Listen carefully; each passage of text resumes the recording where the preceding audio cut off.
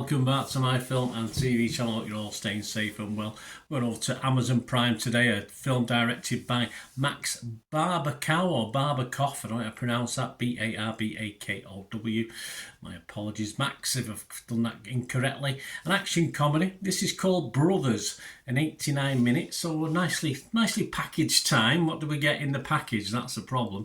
This stars, amongst others, the main guys, Josh Brolin, Peter Dinklage, I do like Peter Dinklage, Glenn Close, Marissa Tomei and Brendan Fraser. So there are other people as well, but that's all that matters really. Those guys, quite an interesting, potentially good cast.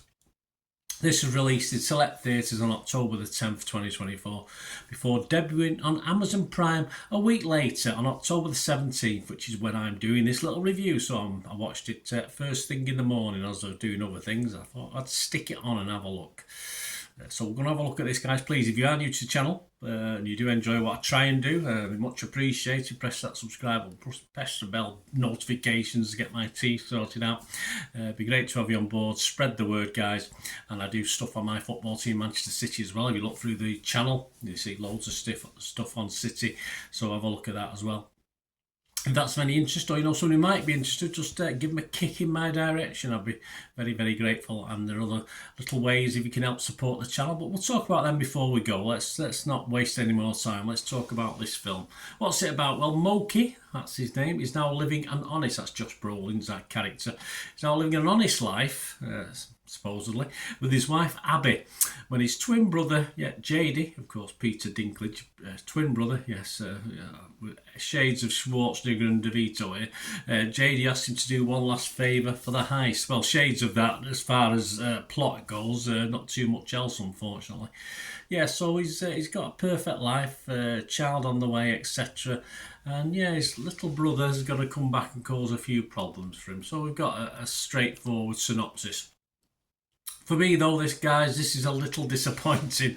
The stars seem to be playing on their own and making the best of their roles, but it leaves all a bit disjointed on the screen. There's not a lot of chemistry going on, I don't think, in this. It's as though they're all doing the best with the role they've got, but it just doesn't seem to gel that much. The big and little sibling rivalry stuff hardly matters really in this. It doesn't really come into it that much as brothers or twins. It doesn't make any difference. There's no real play on this in the story for laughs or sibling rival, which is a great shame. So it's quite unusual really, because it's as though they wrote the screenplay without knowing these two guys, little and large. We used to call it, in the old days, playing these roles. It doesn't seem to be any big connection within that. Brolin and Dinklage are good, but never really gel in this in the same way, say, Glenn Close is a great addition as well, but also sort of does their own thing in it. So as they're all doing the best for themselves. Brendan Fraser's another one, is the best thing as far as humour is concerned. But when it's an orangutan who steals a scene or two, that sort of says it all really in this film. I mean, the beauty of Twins all those years ago was that it was pretty funny. This really isn't that funny.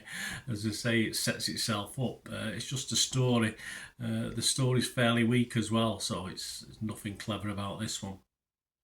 Unmemorable stuff for me, guys. This a shame, a waste of on-screen talent, a waste of two great lead actors in theory who could have sort of gelled together and rubbed off each other pretty well, but it just didn't really work for me. There's a lot. There is positivity somewhere, so don't worry about that. We'll talk about that in a minute. I'm going to be rotten on Rotten Tomatoes. I can't be fresh on this. I'm going to be negative on Metacritic. I was angling at mixed, but overall, I just couldn't really find that much to hang my hat on, as I was that interested. So I'm not going to give this a score. If I don't give something a 5 out of 10, I don't score it. So I'm not going to give this a score. You can find out my score if you go onto TikTok, because I will put a score on there, but not for this purpose of this review.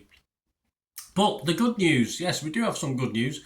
There's only 80 people who've written, not even written, they've just put a score down. So I always think that's people connected with the film or some mates of mates who star in it and all this sort of thing.